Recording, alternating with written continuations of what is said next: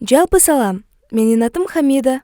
Менде дунгандардын каны бар жана биздин үйдө ырым-жырымдарды абдан кармайбыз. Биз чоң үй бүлөбүз. Ата-энем, энем, чоң энем, менден кичүү 3 иним болуп чогуу турабыз. Биздин үйдө ар дайым шаңдуу, ынтымактуу жана көп убактыбызды үй бүлөбүз менен өткөрөбүз. Биз бул шаарга илгери эле көчүп келгенбиз жана мен ушул жактан төрөлгөм.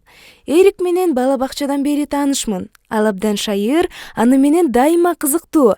Аны менен бала бакчада ойногонбуз. Тентек балдардан мени коргогону, мектепте бардык жагынан жардам бергени эсимде.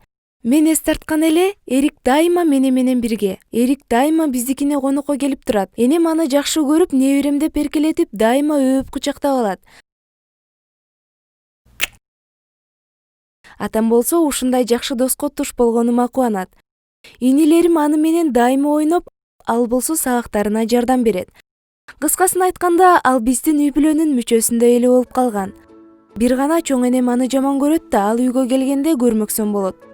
Эмне үчүн экенин кызыкканымда башымдан сылап, 100 жылдык жашоосунда көп адамдарды көргөнүн, жөн эле жаман адам экенин сезерин айтчу. Мындайда капа болчумун да, чоң энем адашып жатат деп койчумун. Бул күндө кадимкидей эле күн болчу. Эрик менен мектептен үйгө жөө келдик.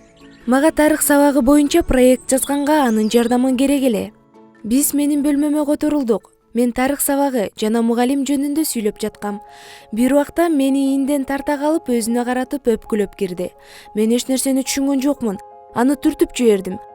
Ал тиз эле отура калып, мени сүйөрүн, менсиз, менин күлкүмсүз жашай албасын, менин жигитим болгусу келип, мени менен өбүшүүнү кыялданаарын айтты.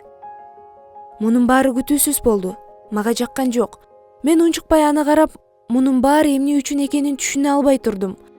Убакыт өтүп жатты. Ал тура берди. Мен бир сөз менен гана аны менен бирге боло албасымды айттым.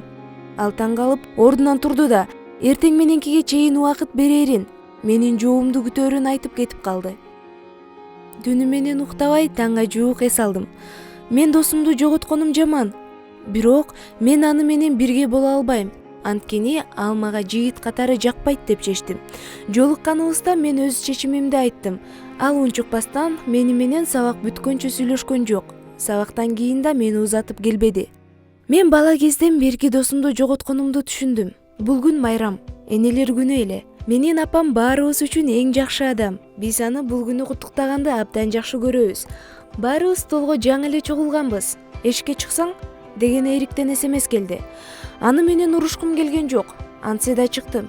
Үйдүн жанында бир колуна канистр, бир колуна зажигалка кармап туруптур. Унчукпастан канистрди ачып, бут алдына кичине төктөй эле бензин жыттанып баштады. Төгүлгөн жерди өрттөгөндө күйүп баштады. Анан эле унчукпай чууртуп үйдү карай кете баштады. Коркконумдан эмне кылып жатканын сурадым. Эгерде мен анын сүйлөшкөн кызы болуудан баш тартсам, үйдү өрттөйм деп бир эле айтты. Бул учурда анын кутурган көзүн көрүп тамаша эмес экенин түшүндүм да, макул дедим. Ал сүйүнгөндө мени кучактай калды да, канистрди машинага алып барып, ал жактан букет гүл алып чыкты. Бүгүн энелер күнү эмеспи? Ушундай акылдуу кызды төрөгөн апаңды куттуктагым келет деди. Мен аны үй бүлөмө жолотпош үчүн аны кубалап жерге кирип кетким келип турду. Бирок анын ордуна жетелешип үйдү карай жөнөдүк. Ошол күндөн тартып менин кыйынчылык күндөрүм башталды. Мени кучактап өпкүлөп, мен анын сүйлөшкөн кызы экенимди баарына айтып жүрдү. Менин жанымда дайыма жүрчү, а мен андан коркор элем.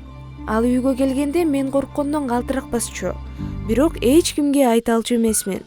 Бул күнү ата-энем конокко кетишкен. Мен инелерим менен үйдө калгам. Эмне пирог даярдап, чоң энем шарфын жамынып ырдап жаткан. Биз чоң энемдин дунганча ырдаганын жакшы көрчүбүз. Демек, чоң энем биздин эл тууралуу уламыш чомокторду айтып берет. Ушундай көңүлдүү кечте да Эрик келди. Менин кубанганымды байкаган ал колуна зажигалканы ачып жаа ойноп жатты. Унчукпай үйгө киргиздим. Конок бөлмөгө келип отурду. А чоң энем аны бурулуп да карабастан ырдаганын уланта берди. Ыр бүткөндөн кийин биздин тукумубуз жөнүндө уламышын баштады. Азыркынын тили менен айтканда, ведьма. Илгери менин энемди мас кошуна бетине чаап, кыйкырып сабап жатканын көрүп калат. Энем жаш, сулуу болчу. А тиги кошуна аны жакшы көрүчү. Энем анын мындай мамилесин биринчи көрүп жаткандыктан өзүн жоготуп тура берет. Ведьманы токтотмокчу болгондо ал аны да муштагылай баштайт. Бир убакта ведьманын көзү деңиздин маягындай күйүп баштайт. Тиги бала катып туруп калат. Ошондо ведьма өтө катуу үн менен: "Бул үй бүлөдө эң эле назик аял заты төрөлөт. Алар боорукер мыкты эне, бирок булар өздөрүн коргой алышпайт.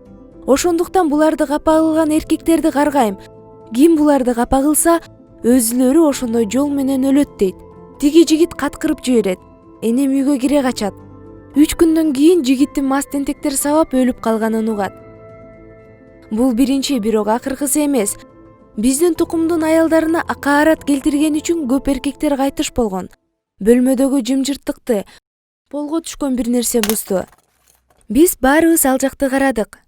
Эрик полдогу зажигалканы алды да үйдөн чыгып кетти. Ошондон бери ал мени айланып өтөт.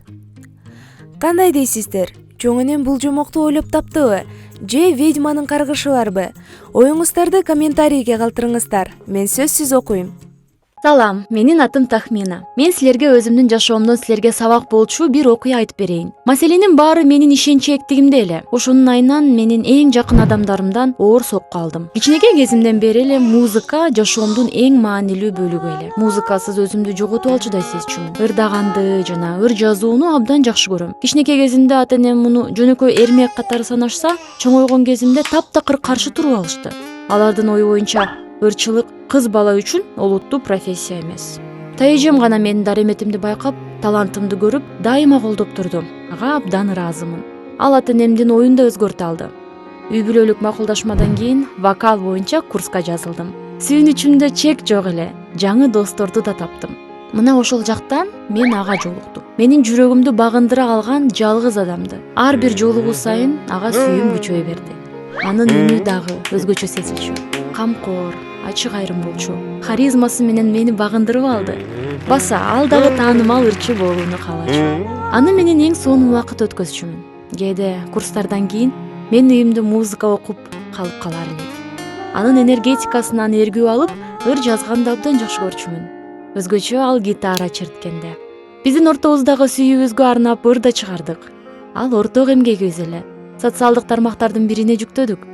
Жүктөр, замат, көрүүлөр жана рейтинг абдан бат эле өсүп кетти.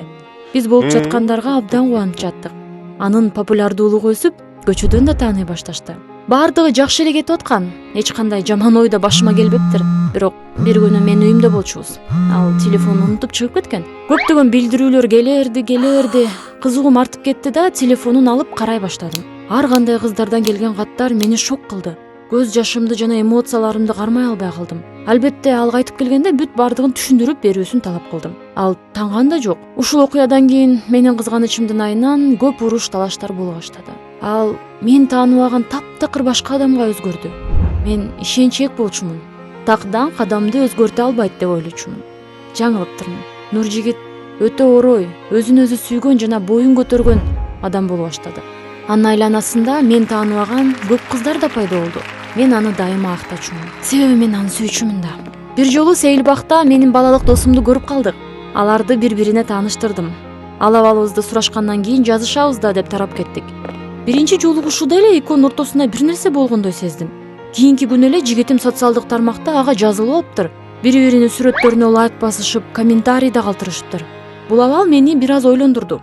Бирок ал кыз менин балалык досум да. Нуржигитке да абдан ишенчүмүн.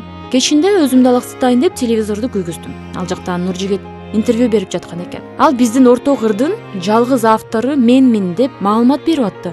Бизди атактуулукка жеткизген ошол ырдын. Уккан кулактарыма ишене албай аябай жиним келди. Эшикке чуркап чыктым.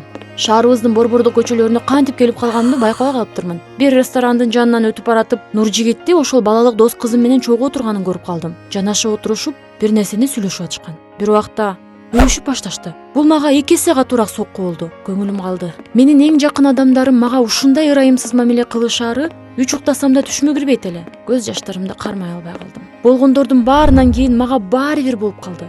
Мектепти таштадым. Жакындарым менен да сүйлөшпөй калдым. Өзүмдү сырткы дүйнөдөн тосмолоп салдым. Музыканы дагы, ыр жазууну дагы таштадым.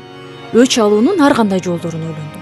Бул окуянын эч нерсесин калтырбай, баардык сырларымды билген тайэжеме айтып бердим. Өч алуу пландарым жөнүндө. Тайэжем, өч алуу жаман мотивация. Мен сенин ордуңда болсом, өзүмдүн эң мыкты версиясы болууга аракет кылып, аны кылган иштерине өтө өкүндүрмөкмүн. Андан ары да өзүмдү дагы өнүктүрүп, келечегиме кам көрмөкмүн. Бул сөздөр мени абдан шыктандырды. Тайэжем дайыма эң керектүү сөздөрдү табып айтат эле. Өзүмө эч качан өткөн ишке өкүнбөйм. Өзүм жана келечегим үчүн колуман келген баардык нерсени кылам, деп сөз берди. Мен вокал курстарында дагы көбүрөөк тырышып окуй баштадым. Өзүмдүн ырларымды да жаздырып аттым. Көп өтпөй, биринчи альбомум жарык көрдү. Публика мени кабыл алып, ырларым хиттерге айлана баштады. Өзүмө ошондо чындап ишендим. Качан өзүмдү бактылуу сезе баштаганда, мурунку жигитим кайра жашоомдо пайда болуп алды. Күнүгө чалып, жазып, гүл берип, бирок ал мен үчүн өткөн чакта калган. Мен ансыз деле бактылуу болууну үйрөнүп калгам. Эми жашоо спутнигин тандоодо өтө дыккат мамиле кылып калдым.